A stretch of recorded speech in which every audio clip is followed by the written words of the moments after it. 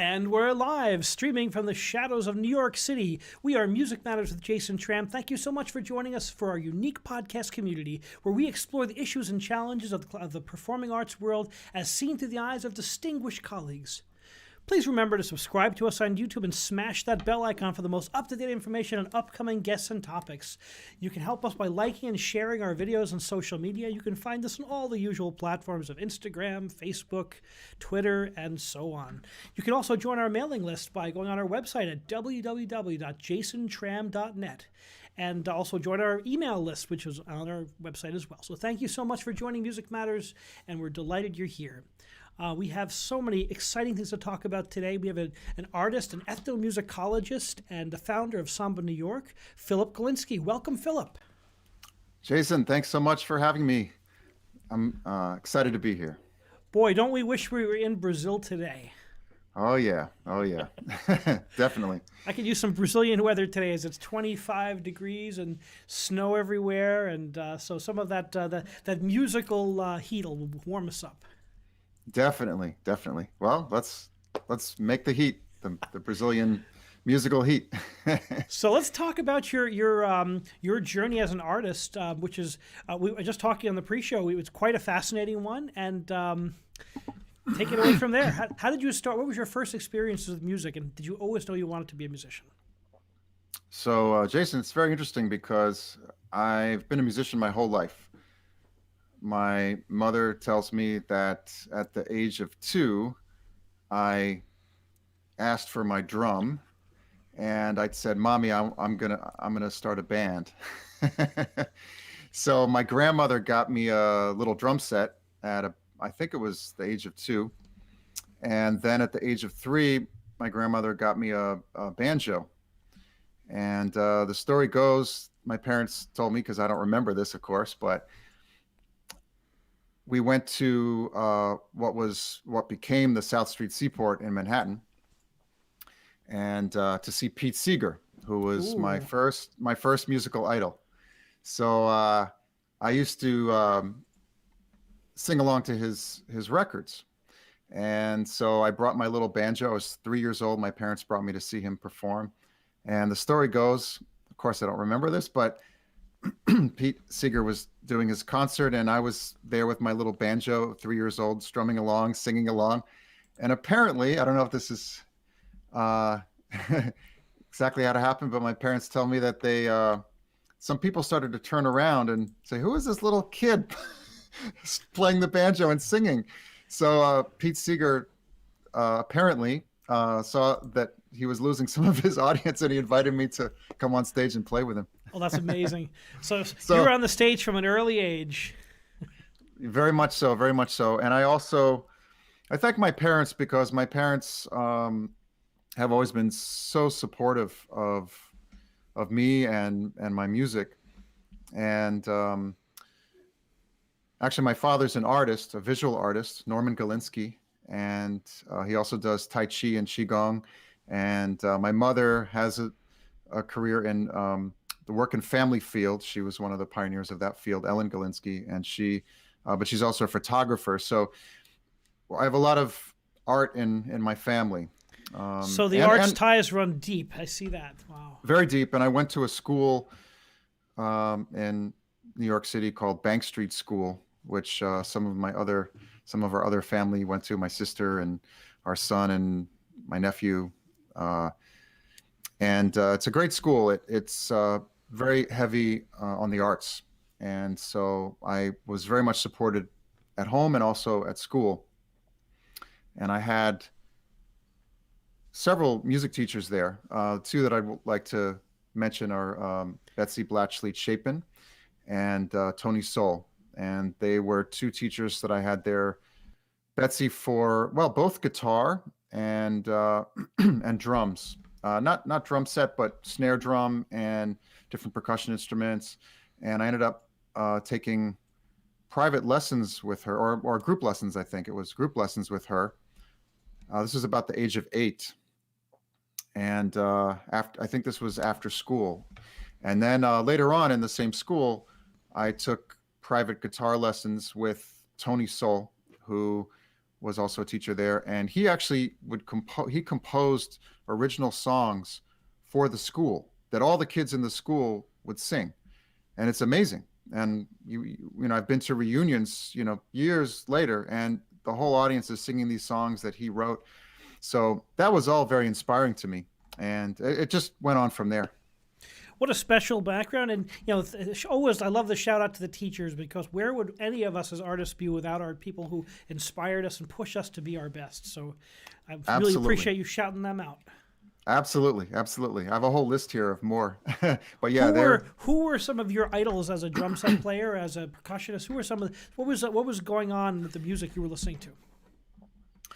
So, well, I would say it started with like what we would call folk music, like American folk music. I guess you would call it Anglo-American folk music, like Pete Seeger and, the Weavers and that kind of thing, when I was a real little kid. And then I got into the Beatles and, rock and pop music. And I guess I got into, harder rock as I got older. Groups like, trying to sort of go in order here. I guess I was into like groups like Kiss when I was about, oh gosh, I don't know, maybe 10 or 11 or something. And I was also into like classic disco, like Chic and the Village People, Donna Summer, that kind of thing. Like around that age, this was like late 70s. And then I got into harder rock like The Who, Beatles, the Stones, later on Led Zeppelin. The band Rush was my favorite band starting in high school. We're big Rush fans at this house. My son's a drummer, so we're big Rush fans. Neil Peart was another huge idol of mine. Rest in peace, the great Neil Peart. Rest in peace. Yes, the great Neil Peart. Yeah, Neil Peart was such a huge influence on me, both for his musical prowess and his amazing music, his amazing drumming, and also his sort of intellectual quality that he brought to his lyrics and to his philosophy, and just the idea. I probably didn't know a lot of what he was talking about as a teenager, but I was just inspired. But I was inspired to. I was just inspired that he actually inspired me to get into school, believe it or not, to get into academics. Because when I was in high school, I was like, I'm a musician. I don't want to do any of this academic stuff, Let's jump on the road, right? Right on the road. Yeah. So I of course I wanted to stay in school and all that, but it was just a, kind of a rebellious mentality. Like, I don't need any of this math stuff and all this. So seeing Neil Peart and how he was so, intellectual, and I was like, wow, I could do that too. And so I started to talk, as I imagined he might talk, and and so he was a big influence on me, both musically and non-musically. So big shout out to Neil Peart. I have to say, as a conductor, when I was an undergraduate, I would take the Rush. I had the Rush fake book, and I would open up. I would just practice conducting all the mixed meter patterns, and that was a great exercise in getting good and fluent in mixed meter conducting. Yeah.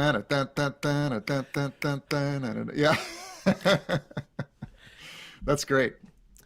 So now, how did you decide to be an ethnomusicologist and to continue your studies? And when did you discover your love of world music? Okay, so let's back up a little bit before high school. So I should mention that I started a band, my own band, at the age of 8 with some friends in my neighborhood. Shout out to them, John Boos and Andy Boos, 2 brothers, Nick Elovich, Eric Morris, and I. And later on, these are all great friends of mine. Another great friend, Rob Barrett, was not in this group, but he later jammed with us. And so this group was called the Stingrays, and we actually recorded a demo tape at the time. This was when I was, I think, 11 years old. So started when I was 8, and I was the main, or the lead guitarist, and the main songwriter. But we all wrote the songs together, and we all collaborated. We all sang, and it was all original material. And one of actually, the father of one of the members was in advertising, and he got us access to a studio to record a demo. So I was like, I was in heaven. I was 12 years old. We had just gotten electric instruments, and we just did our thing, you know. And it was actually it was played on the radio at WBAI-FM on a program called Shortcuts by Peter Beauchamp. It was a episode on children's music. So that was really cool. So I had that band until I was 16, and then trying to think. After that, so in high school, I should mention that in high school, I kind of want to flesh it out before I got into, you know, all this music from around the world. But in high school, my first year of high school, I stopped taking lessons, just my freshman year. As I mentioned before, when I was in Bank Street School, I was taking lessons. And when my freshman year of high school, I stopped taking lessons, and I really missed the music. By that time, I had my own drum set. My parents got me a drum set when I was 13. And so I had my own drum set. I had an electric guitar, but I wasn't taking lessons. So I asked my parents, could I go back to taking lessons? Because I'm really serious about music, and I really want to study more. So my parents are amazing. They said, just find the best teachers that you possibly can, and we'll make it happen. So huge shout out to my parents. Thank you so much to them. I found Steve Tarshish, guitar player, teacher from the New School, actually the Guitar Studies Center at the New School. And then later I studied with him privately in his home, and I found, learned a lot from him. And then I found the Drummers Collective, which is now the Collective School of Music. And I studied with Ricky Sebastian and Peter Zeldman, and later on Frank Katz and some other teachers there. And interestingly, Samba New York, later on, even before the pandemic, for a while, we've been hosting our classes and rehearsals there at the Drummers Collective. So it's come full circle. That's great when Anyway, when life comes around like that. It's amazing. It's actually a really cool story. So let's see. So that happened. So I was really serious about music. I ended up going to the USC School of Music for the first 2.5 years of college. I was in the studio jazz guitar program, and I learned so much there. I was also a drummer. I did both. I was very ambitious. So I played, guitar was my main focus there, but I studied, so I studied guitar with the late, great Duke Miller, who was a big studio jazz guy in LA in the 50s, I think. Unfortunately, he passed away while I was there. It was very sad. He was a huge mentor and teacher for me. So was Steve Watson on guitar, and I also studied with Richard Smith and Paula Rose there. Some great guitar players and teachers, and a great drum teacher, Greg Field. I studied with him, and I was in the the vocal jazz ensemble as a drummer. So we got to do some gigs, and so it was a very fertile environment. I learned a lot. I ended up getting tendonitis, though. Oh no. Yeah, I got a pretty bad case of tendonitis. I guess into my second year, I guess it was, of college. So I ended up it got so bad that I couldn't really participate in the program anymore. So I did a lot of soul searching, and I decided to come back to New York, where I'm from. And there was a whole musical sort of shift that happened as well, which I can talk about. But came back to New York, and I ended up taking classes at Columbia University. And I ended up taking some pretty diverse classes, not just music. So at USC, I was going for a Bachelor of Music. So I would take maybe one non-music class a semester. And although I learned so much at USC, I started to actually miss the other classes, which I thought, again, when I finished high school, I was like, I don't want to ever see another non-music, another non-music class ever again. It was just my attitude at the time. But then we think that way. I mean, I'm surrounded. My children make fun of me. I watch documentaries on everything from nature to ancient history to cultural and civilizations, and I'm just fascinated by non-musical topics. And they always teach me more about music in the end. Oh yeah, absolutely. Now, I mean, since that moment that I came back to New York and went to Columbia, everything opened up. I mean, a lot of things opened up for me in that respect. So I can actually, so I ended up getting my BA at Columbia in music. And that's where I discovered ethnomusicology and so-called world music. We could talk about that. And I took classes on virtually every subject you can imagine. And I can actually honestly say that I loved every single class that I took at Columbia. I was just so fortunate. I, from geology to visual art to English literature to anthropology, so, cultural anthropology to sociology to philosophy to so many different types of music classes, counterpoint, music theory, ear training, composition, ethnomusicology. I mean, and there's probably some things I'm not even remembering, but I was like, oh my God, this is amazing. So the whole world started to open up to me.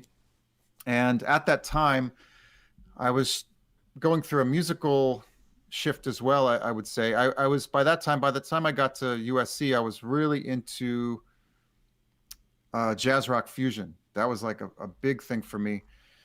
Return to Forever, Rest in Peace, Chick Corea, another big Rest in musical peace, idol of mine. Chick Corea. Yep, another legend gone. Another legend gone. Yeah. So I was really into Return to Forever. What's the other one? There's another one I'm thinking of and I can't remember now, but it'll come back to me. But just was really into jazz rock fusion. John Schofield, guitar player. And actually I got to see my senior year of high school, I got to see John Schofield at Fat Tuesdays, the club in New York, jazz club, and with the great Dennis Chambers on drums. And I was just completely blown away. I was like, I had never seen anyone play drums like that before. And I got to see Dennis, I got to have a private lesson with Dennis Chambers while I was in college, while I was still at USC. And that was amazing. So he's another huge musical hero of mine, as is Schofield and so many others.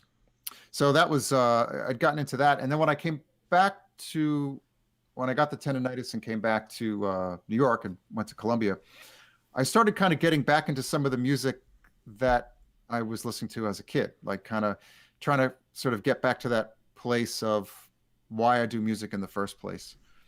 And I got into the Beatles again. I went into another huge Beatles phase. And I started to like buy all their CDs and books about the Beatles, watch their films, everything. I was super into the Beatles. Got into I took a class on music in the United States, and I got really into some of the great classic American popular composers like George Gershwin and, Ira Gershwin and Cole Porter, and got into like classic soul and, like Aretha Franklin, Ray Charles, and James Brown, and funk music, and just a huge diversity. A lot of, I mean, there's so much, and jazz, and, Miles Davis, and a lot of different things. And while I was at Columbia, I took a couple classes. I took a class in North Indian music theory by Peter Manuel, who is an ethnomusicologist.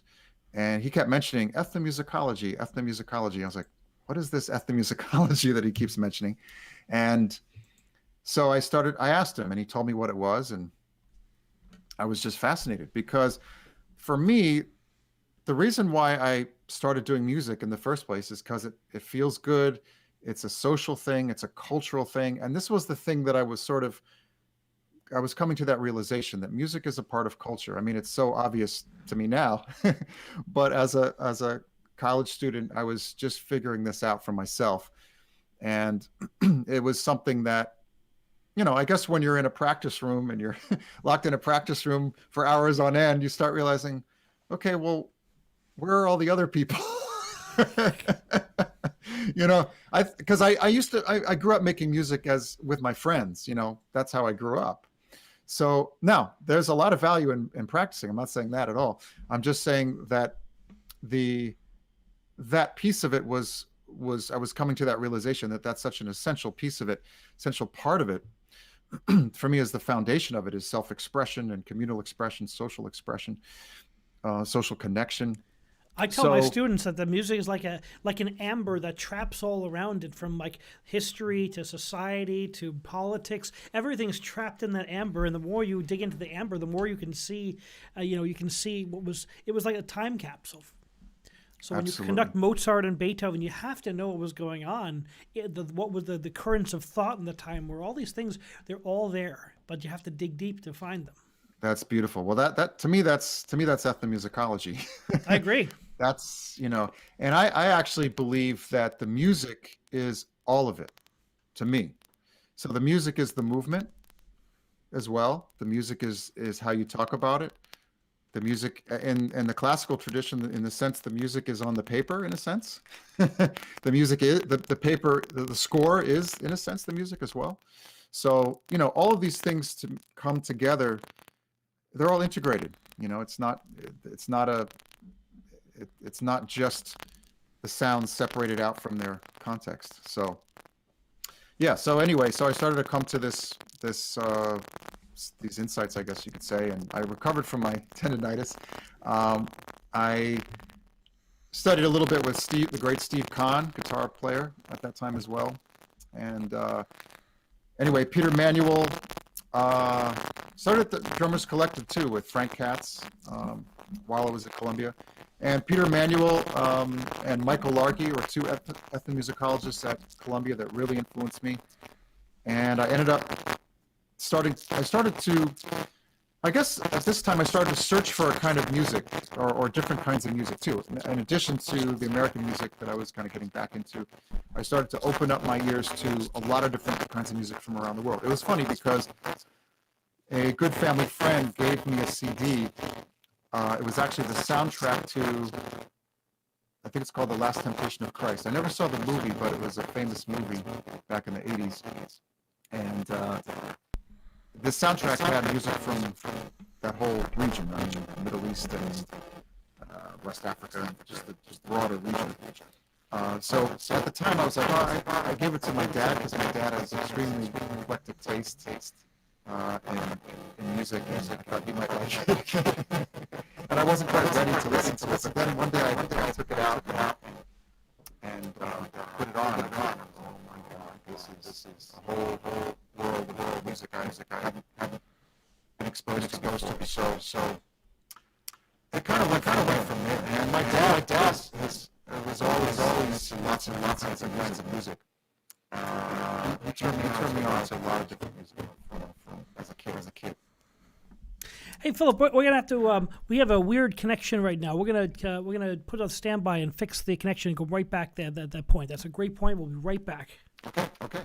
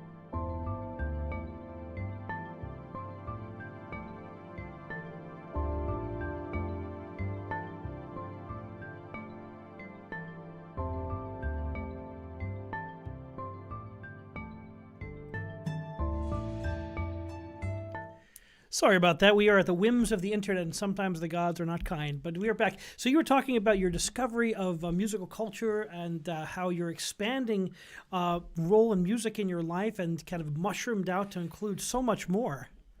Yeah, absolutely. So as I said, my father has always been into a lot of different kinds of music.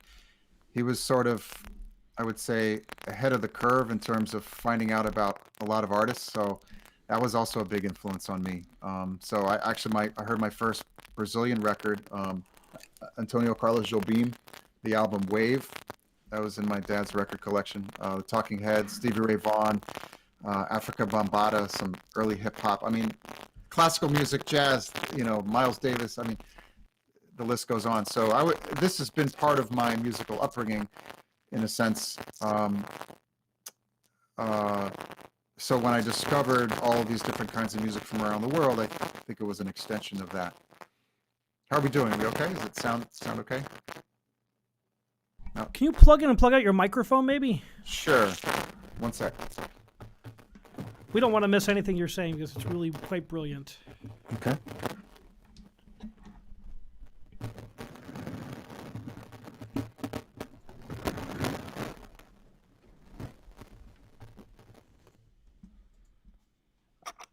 There we go.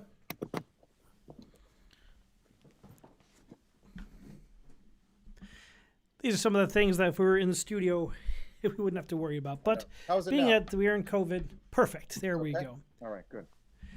Yeah, it's amazing how Brazilian music has really become so crossover, and artists of all genres will borrow from it. We hear it all the time.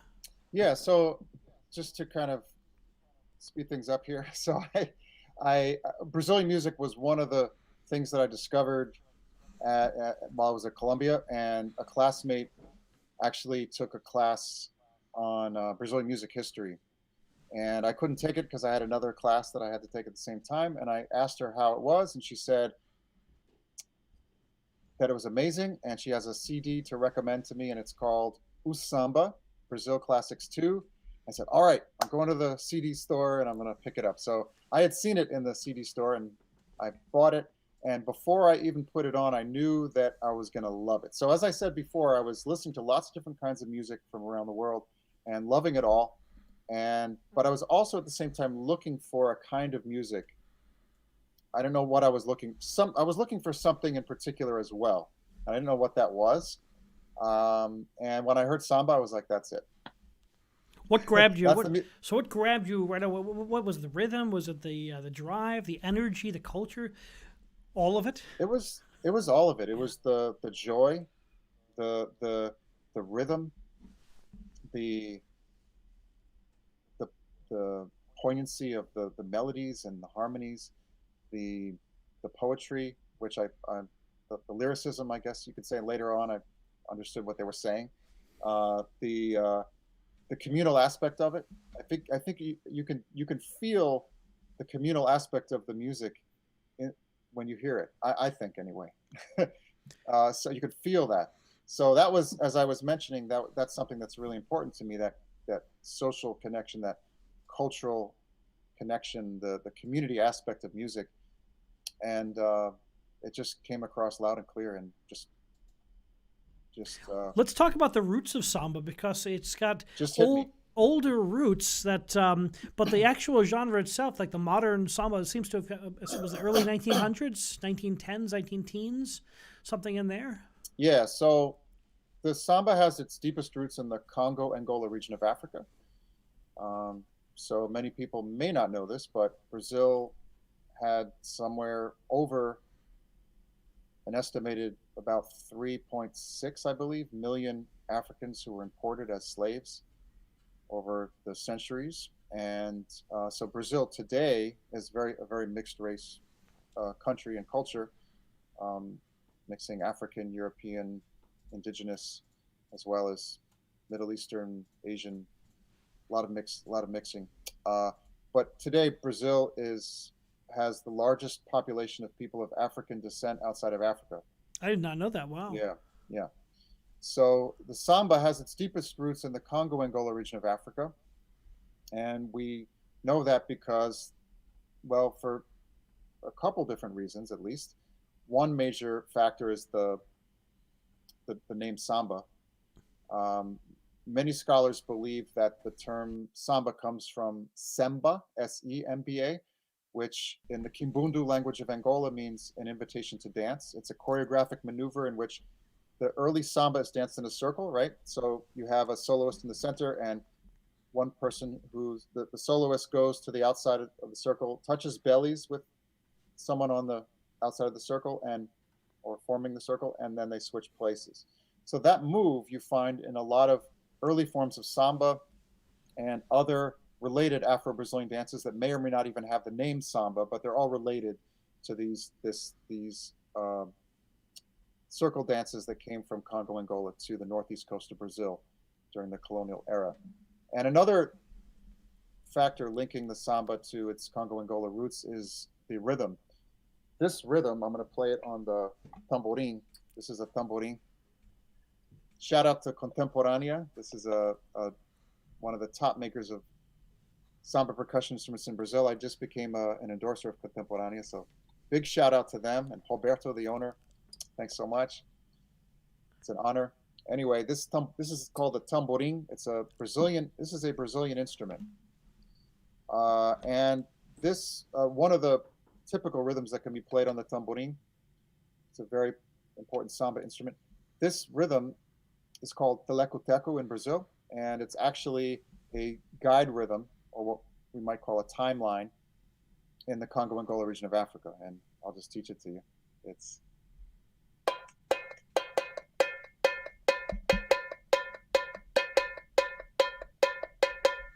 so a little mnemonic device I learned in English is, I love samba, yes, I love samba, I love samba, yes, I love samba. So this rhythm you'll find in samba, even if it's not being played explicitly, it's implicit in the rhythmic structure of the music. It's always underneath the surface. It's always like omnipresent. It just always kind of guides it, right? Exactly. Keeps it together. Exactly. So those are two factors. I'm getting into a lot of detail here, but it's awesome. So those are the deepest roots of samba in the Congo Angola region of Africa. There are other characteristics, and I also want to acknowledge Gerhard Kubik, who's a famous ethnomusicologist who did some beautiful research on Angolan roots in not just Brazilian music, but lots of aspects of Brazilian culture and society. And so he has a great study from 1979 that was a huge influence on me as I started to get into samba in college.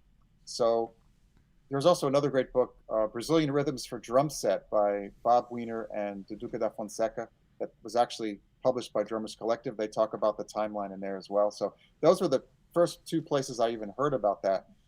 So in any case, but samba has influences from other African cultures as well, from the Portuguese, of course, through the language, through the cavaquinho, some of the other instruments. Cavaquinho is a small four-string guitar, very popular in samba. The type of melodies, harmonies, definitely influenced by the Portuguese and other Europeans, and there's an indigenous, a native Brazilian influence in samba as well. And in any case, the samba first appeared in the northeast coast, on the northeast coast of Brazil, where Africans first were brought. And then there was a large migration in the late 1800s south, whereas in the US, there was a big African-American migration from the south to the north. In Brazil, it was from the north to the south, northeast coast to the south. And it wasn't just Afro-Brazilians, but there was a large Afro-Brazilian migration at that time due to many different factors, including eventually the abolition of slavery in 1888. And a lot of folks settled in the cities of Rio and Sao Paulo. And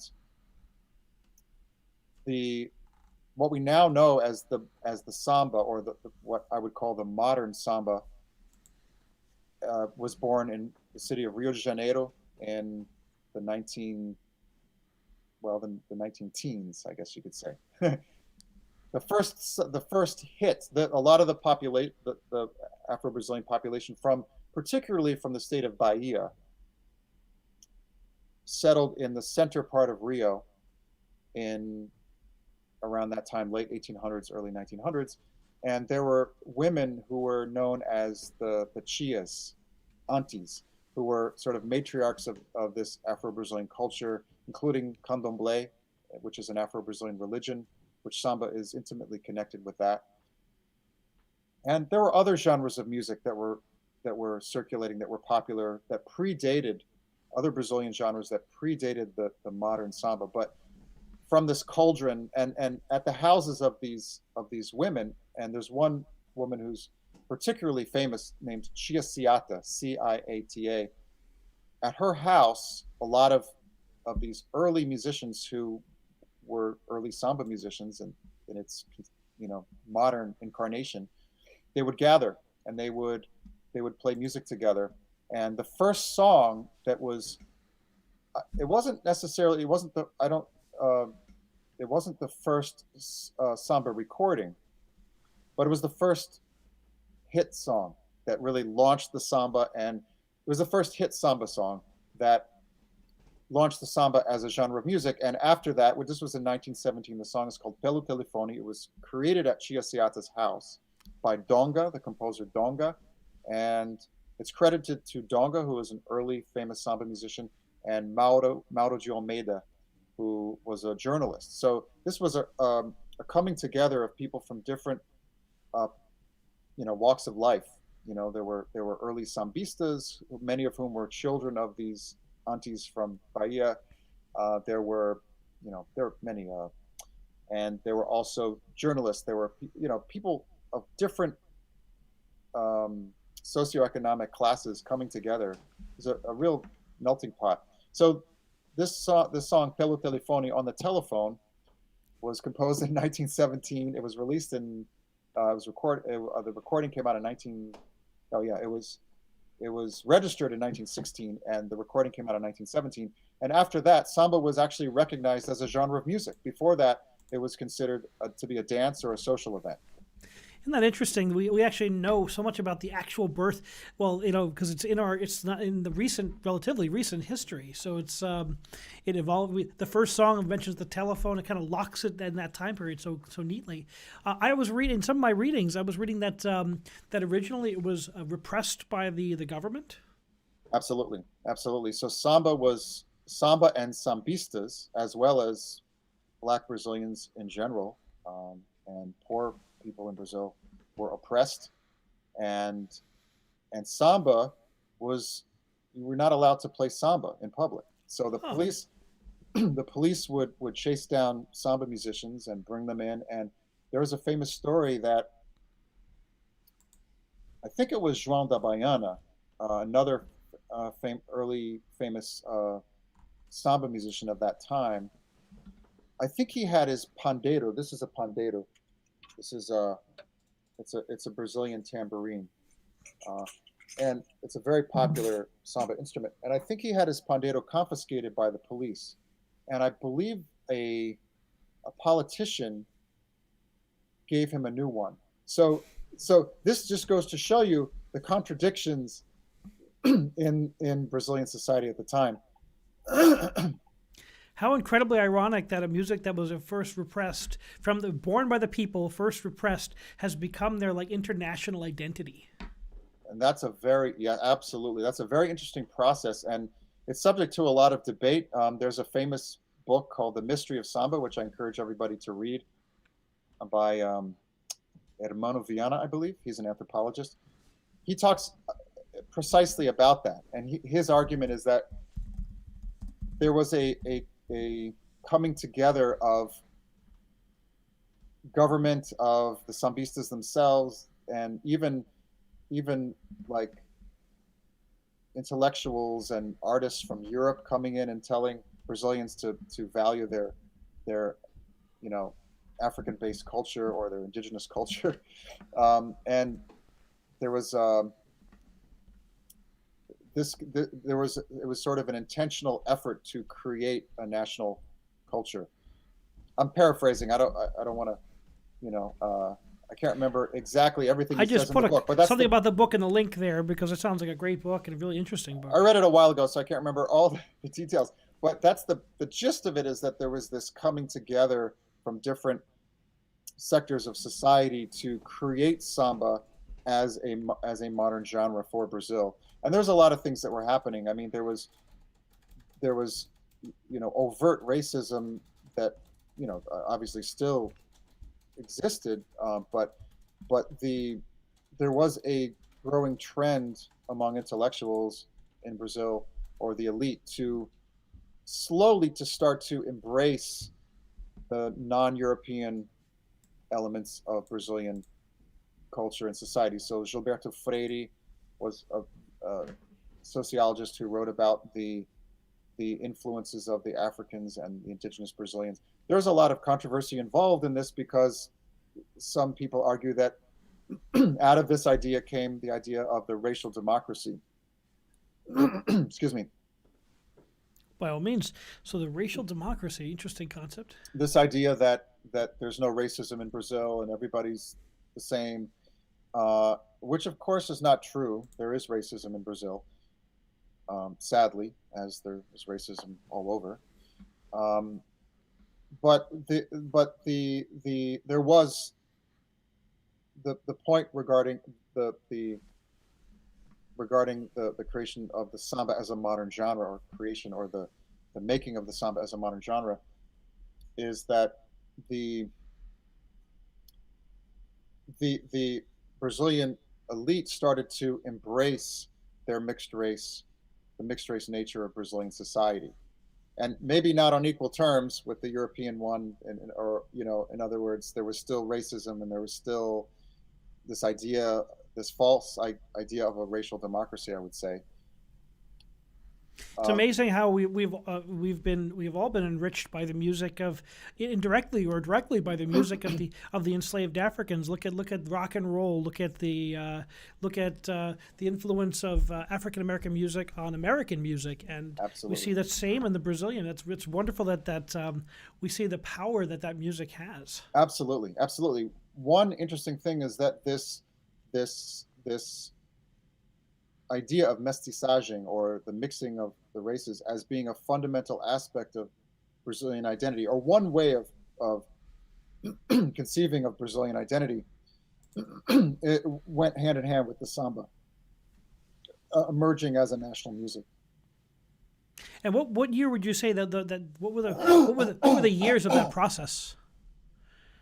So as it started to, when did it start to get accepted? When did it and when did it become modernized? Where we have today Carnival, that samba and Carnival are linked inextricably, and it's become so omnipresent around the world. Everyone knows samba. Yeah, absolutely. So it was in 1917 with the song Pelo Telefone. It was a big hit during Carnival. That song doesn't sound like the samba of today, though, because it sounds a lot like the machixe, Maxie, which was an earlier urban style of music and dance that mixed European and African elements from Brazil. How do you say that again? I've seen it spelled. Machixe. Machixe. Gotcha. I love to learn. I'm now writing that down. The machixe, the early samba sounds a lot like the machixe, which is this rhythm.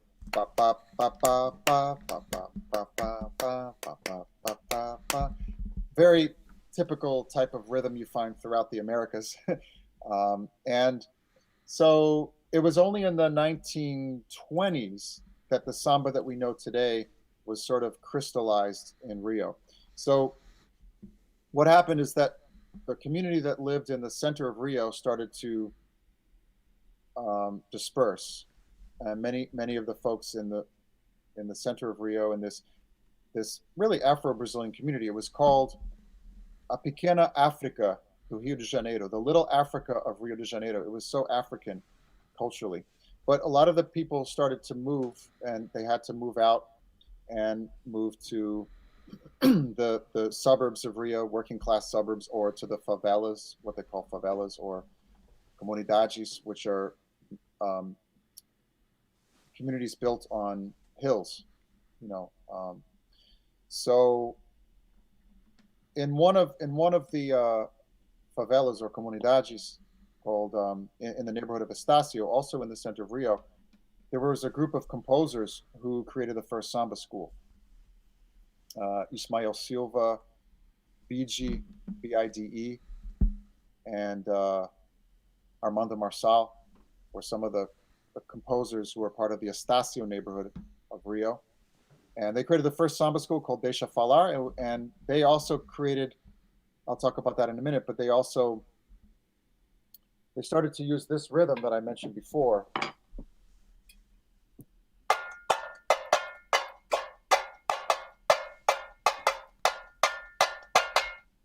As the rhythmic basis of their music, the lekuteku.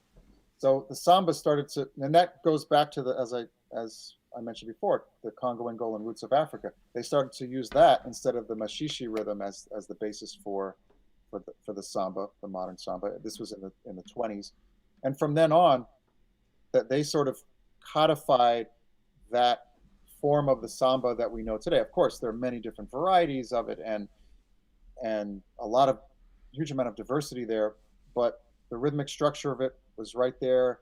There were a lot of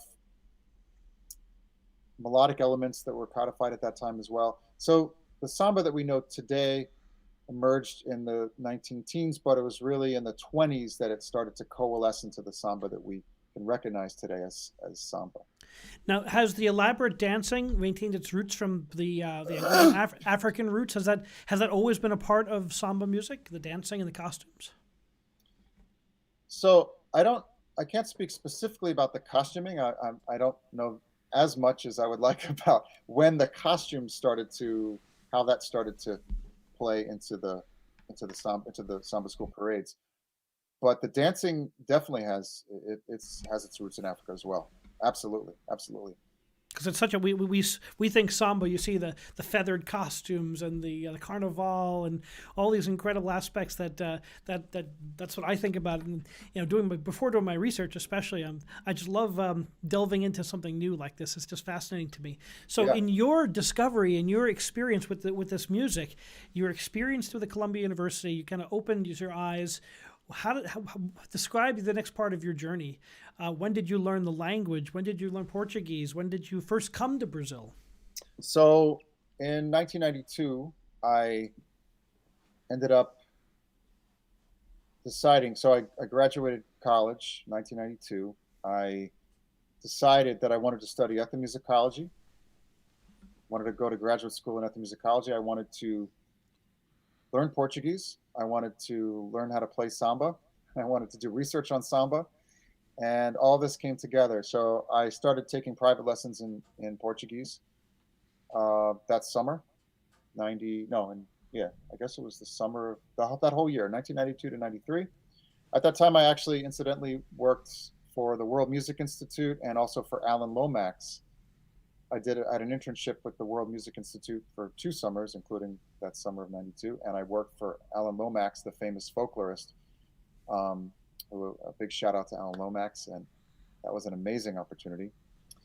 He was putting together an archive of music and dance from around the world. In any case, I decided that I wanted to, so I studied Portuguese for that year, and I ended up going to Brazil in 1993, summer of 93, for the first time, just to get to know the country, and to learn the language better and just Absorb and to start to do some preliminary research into the samba. Well, what was that like being studying it, listening to it on recordings in New York City, obviously meeting lots of Brazilian people in New York, but what was it like coming to the center of the samba world in Brazil? Oh, it was very exciting. It was very exciting. I was just so happy to be there. I actually had I didn't know anyone except, actually, I had a couple of contacts, a couple of personal contacts, and then I had just a list of people in the music world. I was very lucky to get a list from someone named Rebecca Reichman, who worked for the Ford Foundation. She actually worked with my mom on something at the time, and she just gave me a fax at the time of a whole list of amazing contacts in the music world. So I just started calling people up in my my very rudimentary Portuguese at the time, and just made some great contacts, and even started doing some interviews, believe it or not. And then I decided that I wanted to study a particular movement within the samba called pagode, Pagode, which is, the word pagode means a samba gathering. And this was something, there was a renaissance of these samba gatherings in Rio in the 70s and 80s. And it's associated with a whole movement that includes a different instrumentation, in the samba, and a whole at the time a young cohort of musicians were, was coming up, and I wanted to study that movement, and I did. I ended up going to Wesleyan, coming back to the States, and after that summer, and doing. Uh, I was accepted into the program, the World Music program, the master's program at Wesleyan University in World Music. Got my master's there in World Music, specializing in ethnomusicology, and I did my master's research on the Pagoji movement in Rio in summer of '94 is when I did my research. '93, summers of '93 and '94. Wow. So you must have, nothing like immersing yourself. When I did my doctorate, I just kind of put myself in the center of the music world, and I was surrounded by as many great artists and minds as I could, and just kind of like a sponge, you absorb that. We have a question. First question from the audience. This is from Susan from New Jersey, who asked, "Did you listen to, or are you familiar with the music of Luis Bonfa, Brazilian jazz samba guitarist born in 1922?" Absolutely. Yeah. I should thank you for that. There's one of my favorite movies of all time is Black Orpheus. Great movie. Orfeo Negro, and yeah, great movie. And Antonio Carlos Jobim, Vinicius de Moraes, and Luis Bonfa. I believe they were the three who did the soundtrack. Vinicius de Moraes being the lyricist, and I think Jobim and Luis Bonfa did the music. So yeah, Luis Bonfa was definitely an influence, because that movie was huge for me. So yes, thank you, Luis Bonfa. Great musician. So you finish up your master's degree now, and you're fully engaged in this culture and the intellectual currents and the challenges and changes in this. What was next in your studies? So I did my master's. All this time I was actually, starting in 1992, I started to teach myself how to play the music. That's a whole other track which we can talk about. So actually, my advisor in ethnomusicology at Wesleyan University, Gage Averill, was actually the first person to show me anything on samba percussion. Because he's a specialist. Shout out to Gage. He's a specialist in Haitian music and music of the African diaspora in general. But he used to play samba. And so he taught me the basic rhythm for the samba on the pandeiro, which is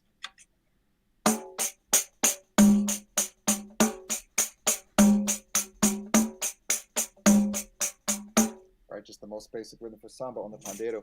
So yeah, and then I had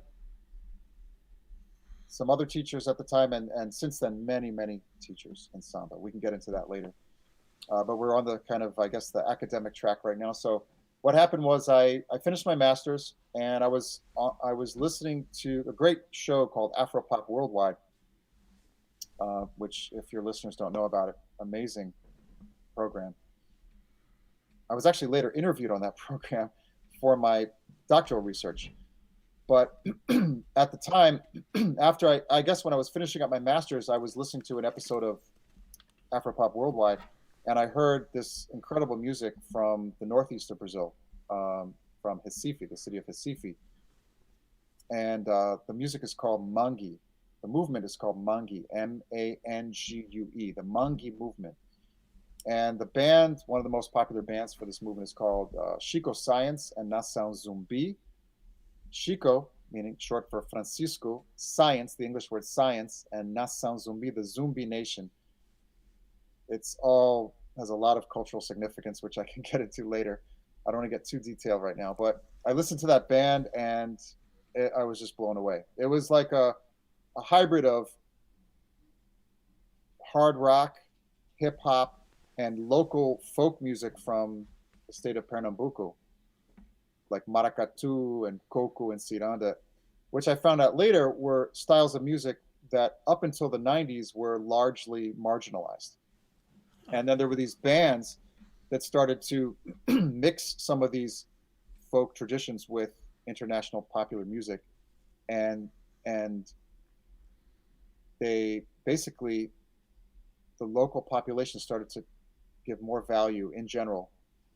It sort of made these styles more popular, and the people started to give them more value. obviously the communities who did them always gave them value, but they started to gain wider appeal in society. And it was an amazing, amazing movement. So I did my doctoral research on that. There's another band called Mundo Livre S.A. Those were the two bands that kind of started the movement. So this is very different from samba. This is like a pop, like a reinterpretation, right?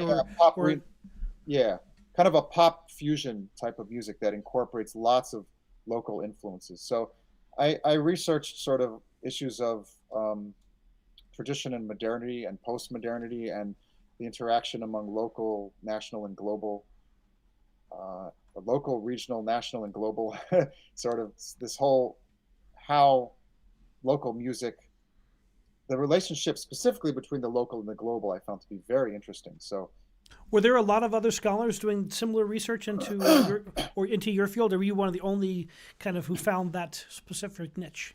So there were Brazilian scholars who had researched both pagode and mangue before I did, but as far as I know, I was the first scholar in English to write, to publish, to do in-depth studies and publish work on these two movements in English in academia, as far as I know. That's fantastic, and how interesting that you get to, like, I have a lot of friends who are musicologists, and they might research Beethoven or Dvorak or Brahms, but they can't really ask him many questions. They'd have to do a seance. So at least you can go out there and engage with the topic you're writing about and like ask the musicians who are actually involved in that music right now. It's amazing. It's amazing. Yeah, I interviewed for my master's research. I interviewed Ubirani, who unfortunately passed away during early this year. Very sad. He was one of my mentors and a great mentor and teacher of mine. He was one of the founding members of the pioneering band of the Pagode Samba movement. And I got to interview him, which was amazing. And many others. Ney Lopes is another great samba composer who predates the Pagode movement, but he was heavily involved and hugely important in the samba world as well. I got to interview him and got a lot of assistance from him. Lots of others too. And then with the mangue movement, I never got to meet Chico Science in person. He died at the young age of 30 in 1997, oh, wow. right before I did my field work.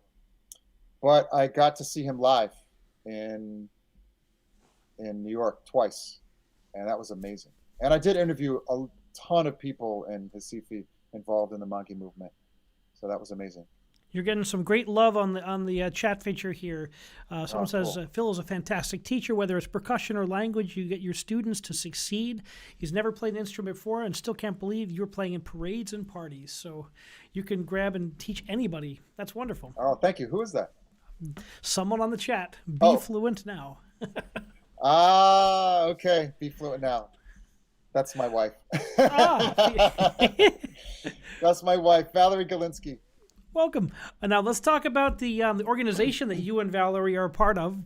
I've never met Valerie, but I saw that I've been in researching you. I saw that Samba New York is kind of one of your brainchilds. That you founded this this school and this organization.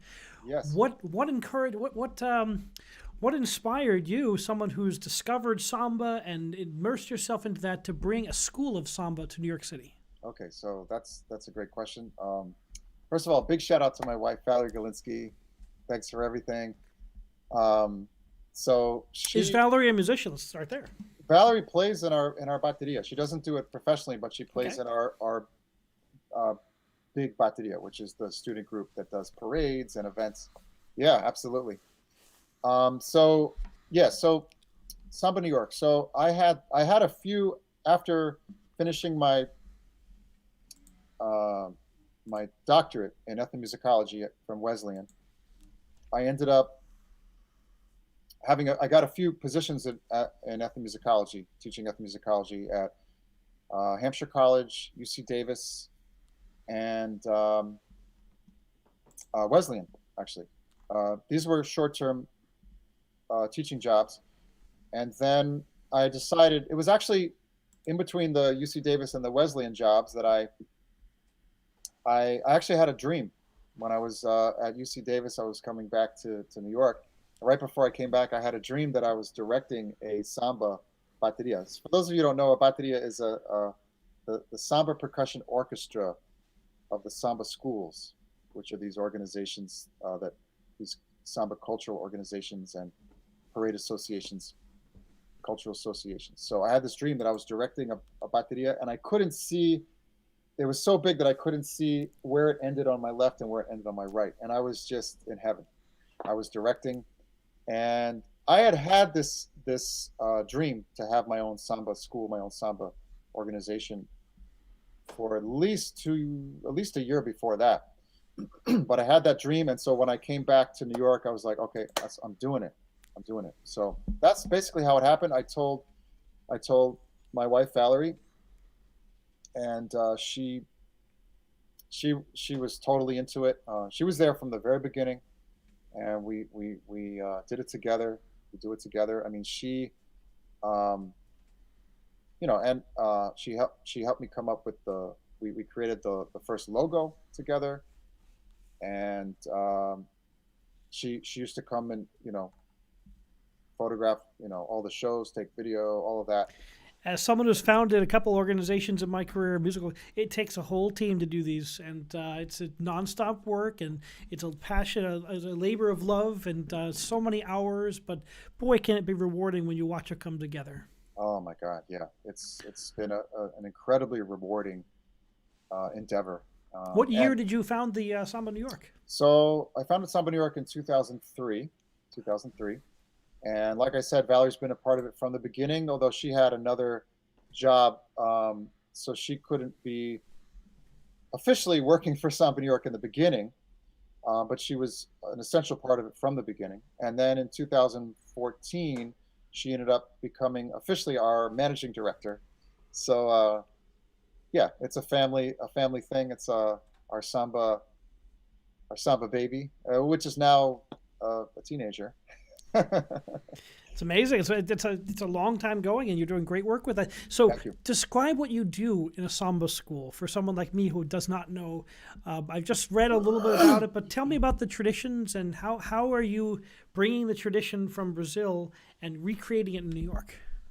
Okay, so that's a great question. So, for those of you who don't know, some of you may think that a samba school is like a formal school, like a regular school. The term actually goes back to that very first samba school that was created in the Estacio neighborhood of Rio in the 1920s, 1928, called Deixa Falar, Let Them Talk, which, by the way, is a jab to the anybody who would say anything.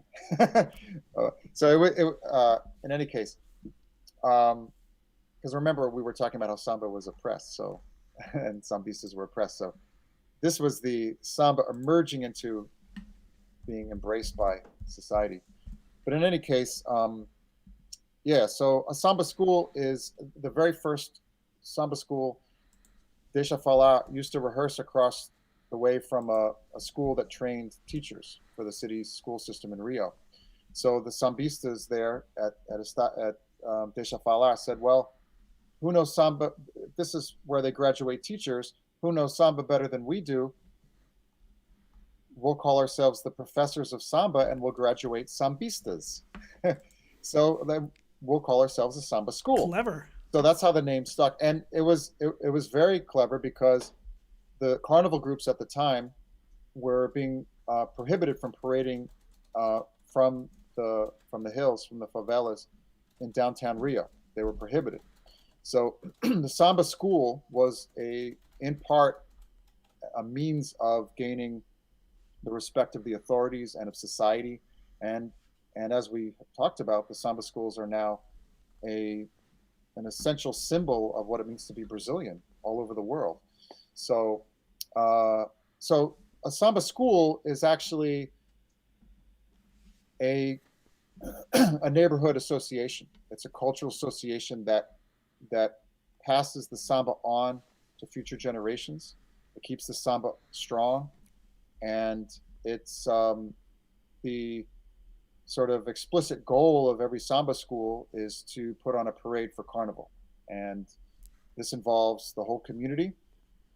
And many of the samba schools are based in favelas, or what they call comunidades, communities. in Rio or working class suburbs. Some of them are based in middle class areas as well, but and the Samba schools have participation from all sectors of society, but they have their roots in Afro-Brazilian culture and in the poorer sectors of society. So the Samba schools they also function as neighborhood associations. They provide, job training and things like that year round. They have rehearsals for carnival that you can attend, and they put on this incredible parade, which nowadays is on a dimension that is mind-boggling, and it's incredible. Now, So, how is that parade translated to New York City? so yeah, to getting to your question, I call Samba New York a Samba school, but for people who know what a Samba school is, because we're not formally in the same structure as a Samba school in Brazil. We don't have all the same elements. We have a lot of the same elements, but not all of them, because the Samba schools have a very particular structure when they parade. So we have some of those elements, but we're inspired by the spirit of the Samba schools from Rio, from Brazil. So, but we also do small group Samba like pagode. But I call Samba New York, I use the term performance company for Samba New York, especially for people who don't know what a Samba school is.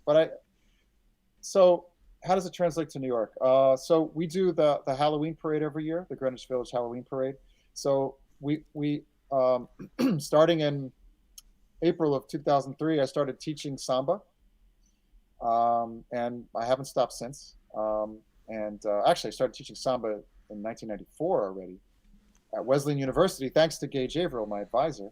But in any case, in Samba New York since 2003, and started building up this bateria, right? And we started playing places. Parallel to that, even in 2003, I started a professional group parallel to that. And so today in Samba New York, well, before the pandemic, and we still have it, but we're not performing, obviously, at the moment. But we have both the big student bateria that does parades, and we do an event called the Samba Party, which is inspired by the rehearsals, the open rehearsals of the Samba schools in Rio. We do the Halloween parade, we do the dance parade. We team up with our choreographer and another big mentor and friend, Daniele Lima, fantastic dance teacher, choreographer from Rio. We collaborate with her dancers for the dance parade, the NYC dance parade, and also for she brings her dancers to parade with Samba New York in the Halloween parade. How does it translate? I don't know. Do you have any specific questions? I'm just interested in how cultural, how the culture is the same yet is different as you apply it to a different city. It's fascinating. And how much of the student body and the professional body is made up of ethnically Brazilian people versus people who may just learn the genre because they're interested in it? I'm sorry, Jason. I missed the first part of the question. What was the first part? Yeah, good question. So, what percentage of your school is Brazilian in ethnicity, as opposed to people who just love the style and have learned they love it? So let's see. Statistically, I haven't. Rough. I don't know exactly, but yeah, in the bateria, we definitely have been getting more and more Brazilians, but it's very mixed. It's very, very mixed. We have a lot of Americans, but a lot of people from other countries. It's New York City, so I think the music just speaks to the rhythms speak to anybody. So that's what's so exciting, is to learn about such an interesting rhythmic concept and just be involved in something that's you're moving, dancing, moving, making art. That's exciting. Absolutely. It draws people in, and that's something else I wanted to mention that I spoke about. This idea of a racial democracy, which obviously it's not that everybody in Brazilian society is treated equally and all of that, not at all. But there is a sense that Samba does, at the same time, Samba does bring people together of different backgrounds. It does that in Brazil. It does that all over the world. And it's beautiful. It's a really beautiful thing. Excuse me. And so Samba New York represents that. I mean, Samba New York embodies that, let's say. So Isn't it amazing when you make music with somebody, we put aside all of our differences, I learned that I was conducting Porgy and Bess in Albania, and I was sent by the State Department as an envoy, and the State Department paid for the whole thing. It was I was conducting American culture in a moderately Muslim country. I was just conducting Porgy and Bess. I didn't know a lot of this until after the fact, but it was just amazing how the orchestra the orchestra didn't know this music very well. They knew some of the songs, they didn't know the music, they didn't know the opera, and they didn't understand American racism. So through this process, I didn't speak Albanian. I spoke Italian, and the translator would translate, and I didn't, but in the end, it was such an amazing experience for me, just because we touched each other. We became very we'd sit down at the cafe and talk, and however we could communicate, but we had this understanding. And it's like, when we make music together, really any genre or style of music, we have to put aside differences to do something together. And I think that's one way to heal some of the wounds that we've all suffered these days. Absolutely. No, absolutely. I mean, what I've been able to, my life is so different because of music. I mean, I can't imagine my life without music, or samba. I mean, I've been able to meet people from all over the world, to have friends in Brazil, so many dear friends in Brazil, and all over the world even, who do samba. It's this beautiful community, an international community. There's a samba community in Brazil, and there's also the international samba community, and we have our local samba communities too. But it's really cool how it brings people together, and that's part of our mission at Samba New York, is to share the joy, the power, and the beauty of samba with as many people as possible of all backgrounds. And we have a family in Samba New York. It's a samba family, and it's beautiful. What age range do you have within your samba school? So, well, my little nephew came, I think it was a year or two ago. Actually, it's his birthday tomorrow. Oh. He's going to be 8 years old. Shout out to Zay. Happy birthday, Zay. Early birthday. Yeah, early birthday. But we've had some kids come by, but it's, I would say, generally now, from like 20s to 60s or 70s. I mean, we've had people who were definitely 60s, maybe even 70s. So yeah, roughly 20s to 70s. Very broad range. What's the atmosphere at your rehearsals? Is it upbeat and fun? Like, the music is so positive, and so I've never heard a samba piece in minor. I'm sure there are, but I've never heard one. And it's just always so upbeat and so fast and exciting. So I imagine the rehearsals are a lot of fun. Oh, they're so much fun. Yeah, there are sambas in major and minor, but good to hear that. but it's just so uplifting. It's such an uplifting music. Yeah, the rehearsals are a blast. I mean, it's just like I said, we're a family. We come together, we play music, dance.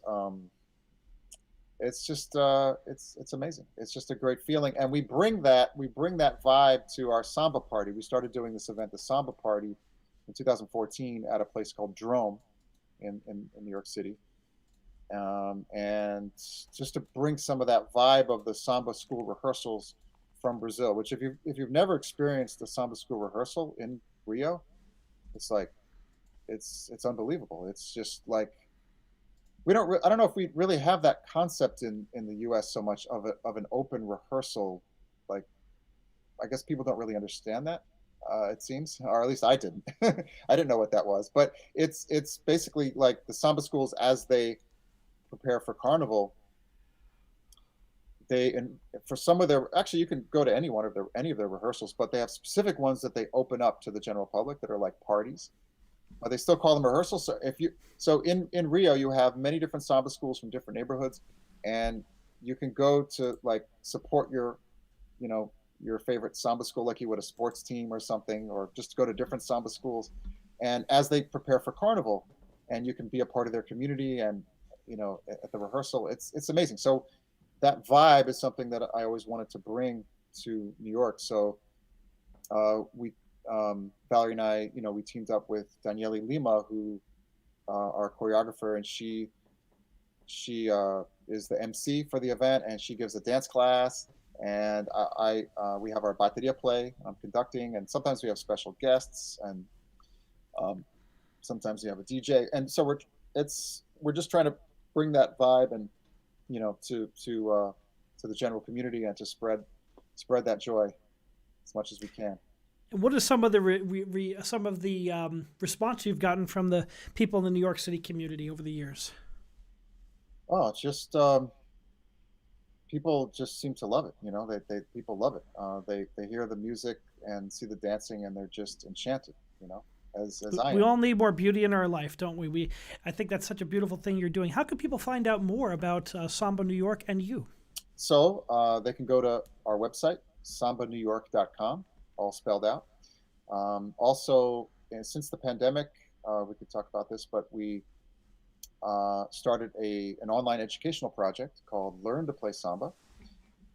And we have our own YouTube channel, we have a Samba New York YouTube channel and a Learn to Play Samba YouTube channel. So I'll put that in the chat feature, so if anyone's looking for it, we can dig that up. Okay, so the Samba New York one is just Samba New York, and the Learn to Play Samba one is, I think it's youtube.com/c/learn to play Samba. I think that's what it is. So so you could find us on Facebook and Instagram as well.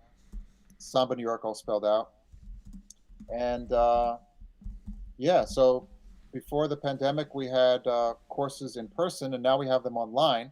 So I'm getting ready to teach I've been teaching courses on specific Samba percussion instruments. We had one on the pandeiro. We've seen two today. So I wanted to ask you about some of the bass drums, the larger drums. There's different size of these long drums. Has that always been part of the culture? Yeah, those are called surdos. Surdo means deaf in Portuguese. I'm actually going to be teaching a course on the third surdo, which is the smallest one of the three surdos, and it's the one that can play variations and can improvise. It means deaf, and I'm not sure why, but it could be because you can still feel the vibrations of the drum in your body, even if you can't hear, because you definitely feel it in your body. The surdo was created by the percussionist and composer Bide, Bide. He was one of the founding members of the very first samba school, Deixa Falar, in 1928. He created the surdo. He took a big butter can, like a big butter can, and I'm still not sure exactly. In his interview with Sergio Cabral, the Brazilian music historian, he says that he put a head on it. But in another interview with the son of another founder, one of the founding members of Deixa Falar, Mestre Marçal is the son of Armando Marçal, one of the founding members of Deixa Falar, along with Bide and Ismael Silva.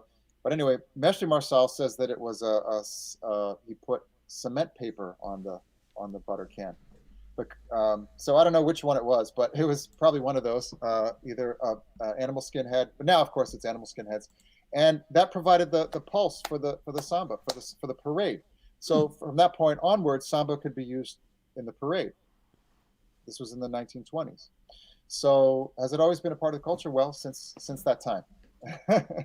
And it's stuck with us, and we've developed a whole percussion style around it. I love that. How I tell my undergraduate, I teach a survey course, and I like, it's a general survey of Western music. But I'm like, music is always changing and evolving based on technology and history and politics, and it's swirling, and it's never the same. It's always changing. We just can't see it changing right now. That's right. Because we're in the moment. But That's right. You could really see it when you look at something that was born around the 1920s, and you look at it today and how it's shifted so quickly. Yeah, it's amazing. And samba is an incredibly rich and complex music with a lot of diversity. That's another thing that I wanted to highlight, those two things. Within the samba tradition, there are so many different ways of playing, teaching, directing, composing samba, and it's really cool to see all that diversity. And once you kind of dive deeper into it, you see, that there's this incredibly rich diversity of ways of doing the music and the dance. It's amazing. I'm learning. I learn more every day. I just keep learning about it. I'm the same way. I'm always learning about something. So now that I've learned something about the samba, I'm going to read more, and I'm going to get that book that you mentioned and put that on the burner to read. Oh yeah. I know surprisingly little about this, and I want to get more into it now that I've heard you speak. So interesting That's about awesome. all these different styles and people and the music that they brought. So I can't wait to delve into it myself. Well, I'll be excited to talk with you more about it. We'll have to talk offline. So what do you see as the next step forward for your organization as we come out of the COVID pandemic? So, yeah, so I never know where things are going to head, so there are a lot of possibilities for Samba New York. But one thing that I've discovered during the pandemic is that I love to teach online. I love to teach in person too, but I also love to teach online. There's so much that I can bring to my teaching online, and we can focus, we can sort of separate out the educational part of it. So in other words, when I'm teaching my classes for my bateria, we're always preparing for a performance. So I can't go into too much detail in those courses where I'm, that we're preparing, in which we're preparing for a performance. But maybe once a year I would teach a course where I would just be for education's sake. But now that's all it is. So I'm with you there. I understand that completely. Even I'm doing my two choirs and my university orchestra virtually this semester, all remote. So it's so much more about the teaching part than the playing. But we're doing some of the playing, and they're doing virtual recordings and sending me recordings. But so much we're talking about sonata form and listening to actually analyzing structure and things that we don't get to talk about because we're under the gun, so to speak, with performance. Yeah, right. I mean, it's great to perform too, and great to prepare students to perform. Great to prepare, musicians to perform. But at the same time, it's really wonderful to be able to just explore, education for education's sake, and to really help.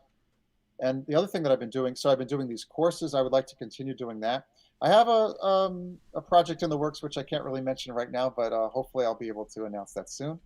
Well, as soon as you do, make sure you announce it on my show. Make sure you at least put the link on our YouTube channel or on our Facebook page. I'd be happy. Get the word out there. I'd be happy to, Jason. Yeah. Yep. Well, thank you so much, Philip, for all you're doing for the Samba community and for bringing Samba to life here in New York City. I live in the suburbs as well, and I spend a lot of my time there. And what I love about New York City is anytime I go there, I can hear 20 different languages. I can hear music of different cultures, and just enriching the vibrant cultural scene in New York. It's exciting. Well, it's my pleasure to do whatever we can to bring more joy and richness to people's lives. And I can't wait to attend the Samba party. That sounds like a heck of a lot of fun. It's a lot of fun. It's a lot of fun. Thank you for all that you do, Jason. I'm really impressed with your work as well, for this podcast, and also your conducting work. And as I mentioned offline, I conduct Samba, and I would love to sort of talk with you about how classical conducting may intersect with Samba conducting, and some of the similarities and differences. It would be fascinating.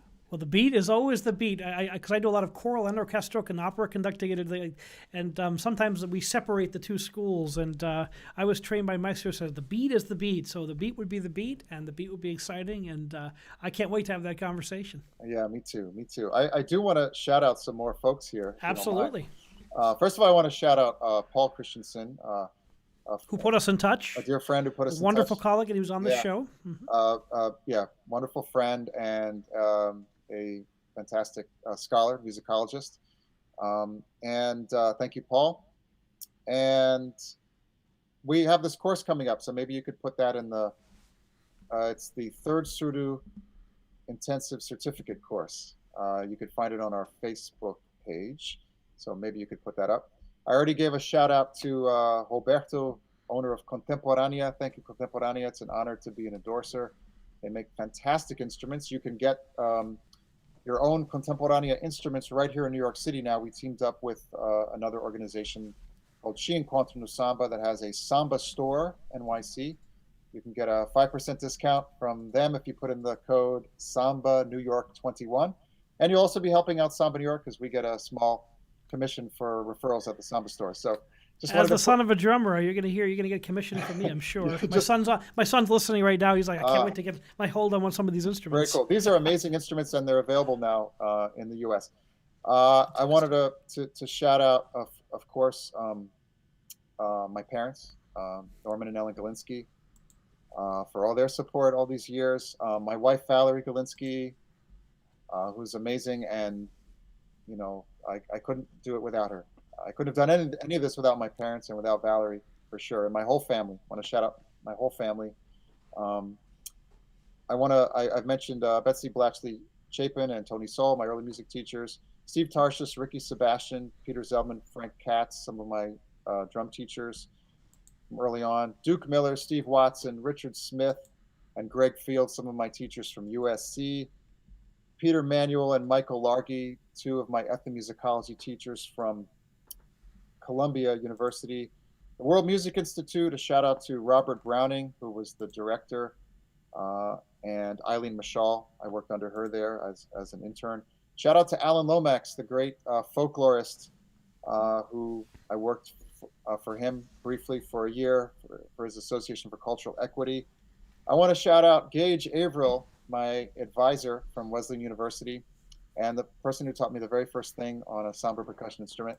I wouldn't have been able to do what I did in ethnomusicology without Gage, or without Mark Slobin or Su Zhang, too. Those are my three professors of ethnomusicology at Wesleyan. I also want to shout out Abraham Adzenya, my teacher, a fantastic teacher of West African drumming and culture from Wesleyan University. Learned a lot from him as well. And now just some of the many samba teachers and mentors that I've had, the amazing samba teachers and mentors I've had over the years. Here are just some of them.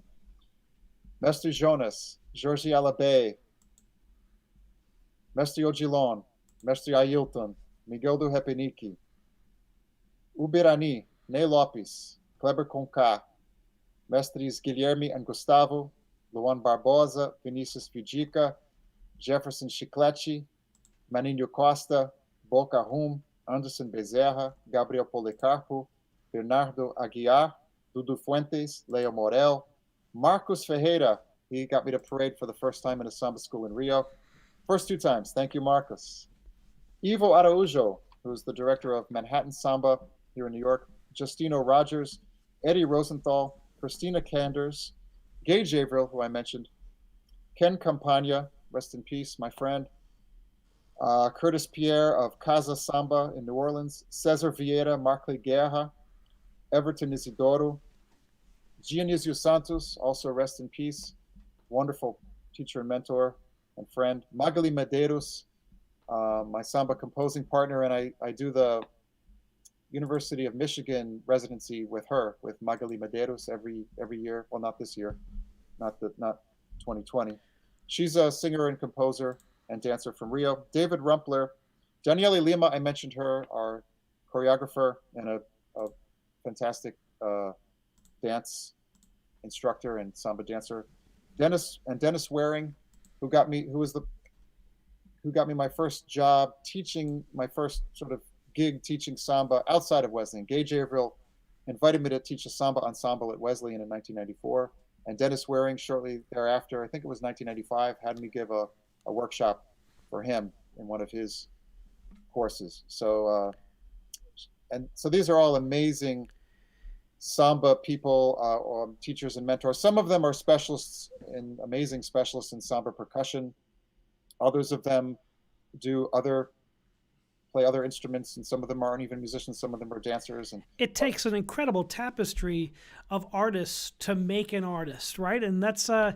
I really appreciate you giving the credit to everyone who's been a part of that journey for you, and now you're a part of that journey for a whole new generation of people. So I'm going to give a shout out to you as you continue to be that teacher who not only teaches performance but teaches the culture and the heritage as well. Sorry, one second.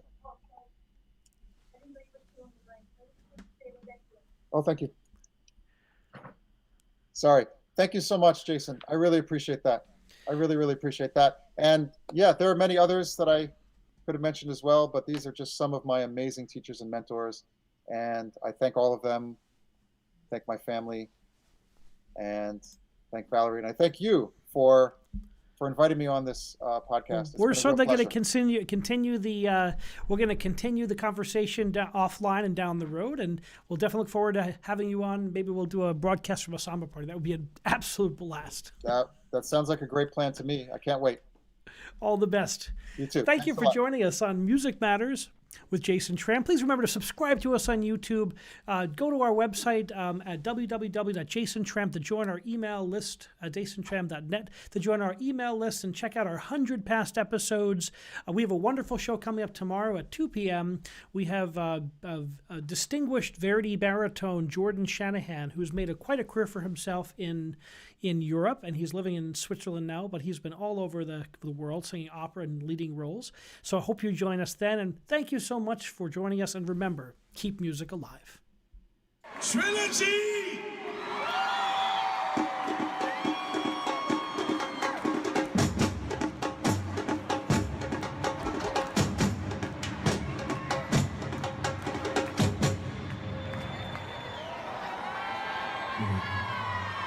Where my New Eureka's at? Go, ho! Boricua guys, make some noise! I don't think they're ready. Let's see if they're ready. Ay, cuando yo la vi, era pequeñita, pequeñita, sí me gusta. Y una vez me dio su mirada, vino donde mí, yo me sorprendí, ay, ya tú sabes. I think they're ready. You ready? I think you're ready. Here we go.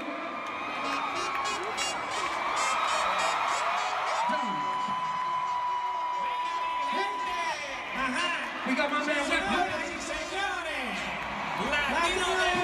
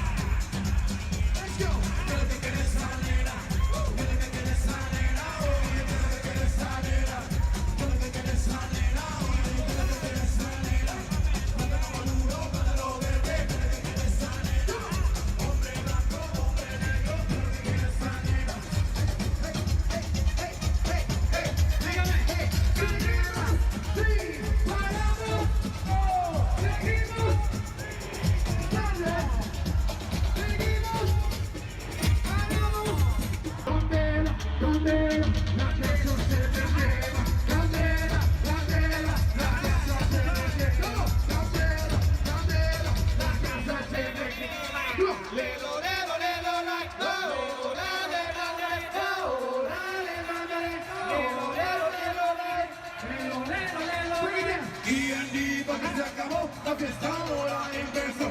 Y porque se acabó, la fiesta ahora empezó. Fuego, fuego, fuego, fuego, sí, con el general, todo mundo va a gozar. Esta fiesta se puede acabar, fuego, fuego, fuego, fuego, fuego, echa pa'lante, echa pa'lante, echa pa'lante, ya tú sabes.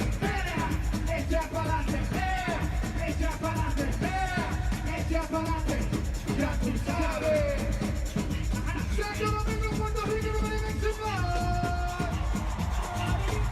Sabrosura.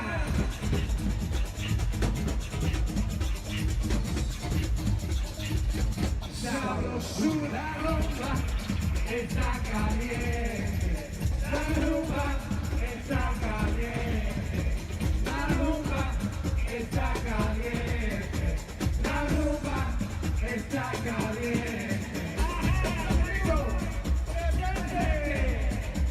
Santo Domingo.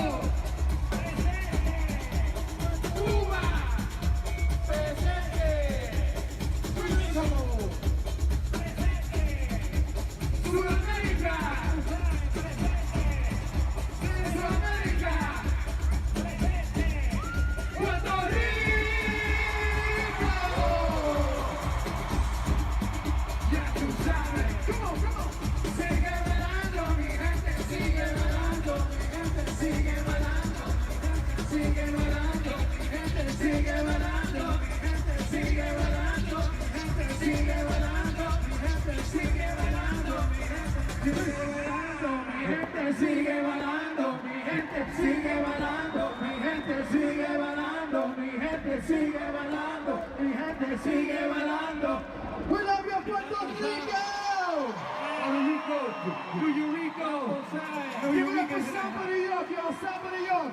Big shout out to Crazy Legs, the Red Angel, the Weapon Man. Big shout out to Red Angel, Weapon Man. We love you, Puerto Rico. Stand up. Stand up, Puerto Rico. Stand up.